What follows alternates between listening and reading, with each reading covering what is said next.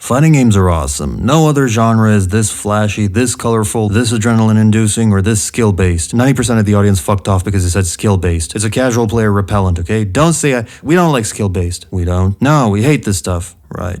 Fighting games suck. No. Look, rephrasing, I like the craziness and silliness of fighting games. The high-speed movement, the running, jumping, acceleration, changing directions in ways that makes no sense, the ridiculousness of a little girl taking on a roided motherfucker that looks like he just ate the entire WWE, and of course, the weapons. Big swords, little swords, micro swords, who has a tiny pee-pee? The preposterous idea of bringing guns to a fisting fight. Did I read that right? Fighting games are this magical cartoon realm where superpowers, guns, explosives, soul-devouring magic, and medieval weaponry can all coexist. It's awesome, right? Awesome, right? Right, but there's this shitty, more evolved, smaller part of your brain, much smaller in your case, that goes, that makes no fucking sense! Why isn't Cassie shooting her guns all the time instead of just every now and then? Why does Shang Tsung bother with fucking Krav Maga if he can just levitate you and peel your soul off like a banana? Why do they always throw hands for an hour before you see a single special move instead of leading with the special move? And if this is Mortal Kombat where everyone's equal and you're just testing everyone's fighting prowess, then why do these mofos still get to use their powers and weapons in small amounts? Because it's cool. And I would never deprive these characters of the cool things they do, so I'm conflicted. On the one hand, I like it when Aaron Black fists and elbows and knees you with impunity like it's a bar fight brawl. I like that they made him a brawler instead of a zoner. It's just cooler. I like that he'll tackle you to the ground and then suddenly remember he has guns and go, "Shut your fucking mouth!" It's fun, it's stylish, it's swaggy, and you need this kind of stuff in a fighting game. But on the other hand, I want to cave his stupid skunk face in for restricting his gun usage to impractical trick shots like he's filming a TikTok to impress smooth brains. How can we satisfy both parts of my brain and design a system that doesn't restrict weapon usage arbitrarily, but that also doesn't just let you spam them endlessly, ruining the fight? Well, I know how. I've always known how. I just never seriously thought of implementing it because it seemed too cumbersome. Ammo.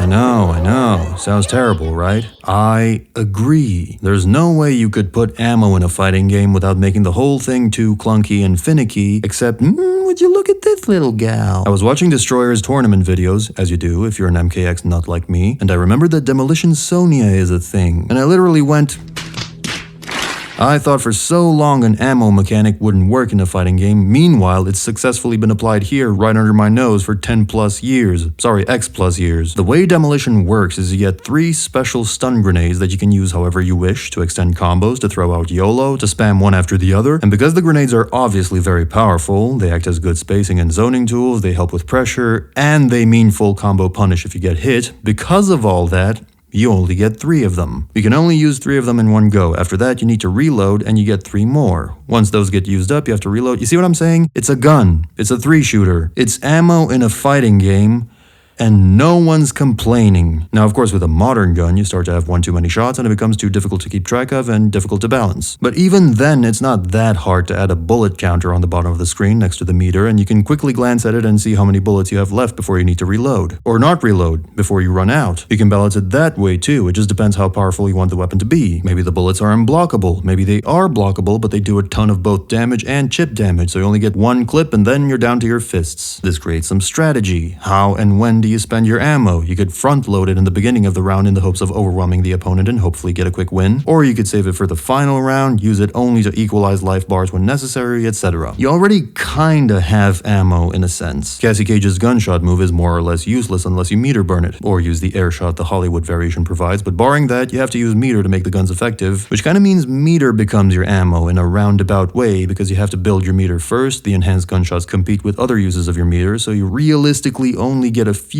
gunshots per matches, which is no different than having fixed ammo. I used to think this would add a lot of logical sense to a fighting game at the expense of fun and freedom of usage, but I think it would actually enhance the fun now, because it's A, a cool new mechanic to use that's tailored to each individual fighter that has weaponry, and B, weapons having ammo means you can make them more powerful. They can pack more of a punch, which makes the gameplay more satisfying overall. And when you look for them, you'll find more and more examples of ammo and little ways in which the developers played around with this mechanic. Cybersub can summon and use 3 little boss to enhance attacks. Those need to be resummoned manually. MK11 Aaron has a powerful rifle that you need to reload manually. Ronin Takeda has a laser sword he can drop and then has to retract in order to use his full moveset. Yeah, I know that just barely counts, but it's still 1 ammo. It's a 1-shooter. This opens up a world of possibilities that extends beyond conventional ranged weaponry. Shang Tsung could have a powerful soul blast attack that he can fire at you that's hyper fast and unblockable, but it can be dodged and leaves him extremely open to counterattack even at full screen. But if it hits, it drains a sizable chunk of your health and gives it to the sorcerer, restoring some of his life bar. You could use this move 2, maybe 3 times max per match. Takeda's kunais could be limited in number, but be unblockable, which makes them about as broken as MK9 Quan's finger pointing and MK9 Cyrex's bombs. Kind of a combo between the two, because you can use them as a direct attack mid-combo or as a setup tool, but without being as broken as either one of those since you can't use the move indefinitely. Eren fits this design well. He has 2 6-shooters, which means he gets 12 shots, either standalone or as part of strings that involve gunshots, before you have to reload. The bullets deal a bit more damage than you're used to, but can still be blocked. The reload move could be comboable, so you could cut a combo short and end it with a reload, or maybe in very scarce circumstances you could reload mid-juggle, like in the corner, which would look sick. It would then make more sense why Eren doesn't just shoot you all the time. His opponents are, first of all, superpowered people, and second of all, he doesn't have infinite ammo like he does now, so apart from fearing a dodge and a counter, he also has to pick a window of opportunity where his now limited bullets would deal the most damage. Striker's gun is an even simpler matter, since a Desert Eagle clip only holds 7 to 9 rounds, so you can amp up its power level accordingly. And again, you can experiment with giving characters literally just 1 clip, no reload, in which case you can really overpower these weapons.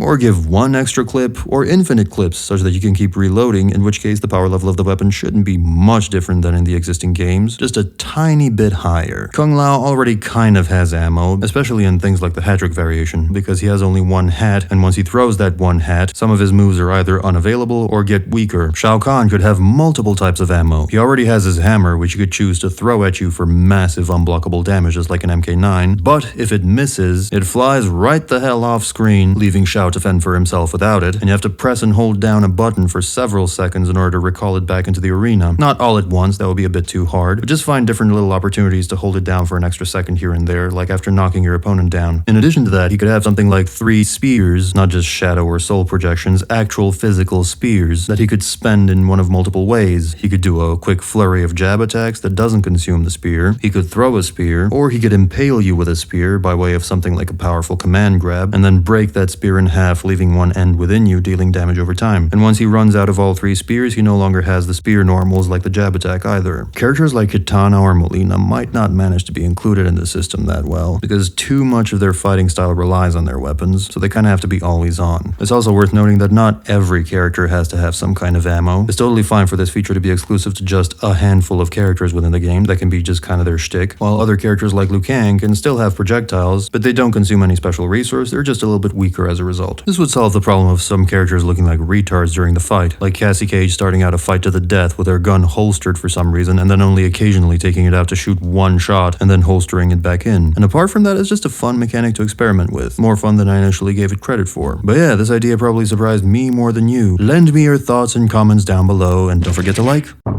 Special thanks to Jiggly Puff Puff, Thomas Marshall, Serhi Hrishin, Clocks, Juan Bautista Cortez, Gennaro Chanella, Miguel Avila, Blood Milk, as well as my other members for being irresponsible enough with their spending to support the channel. Please go home. I like Chronica. Oh, fuck.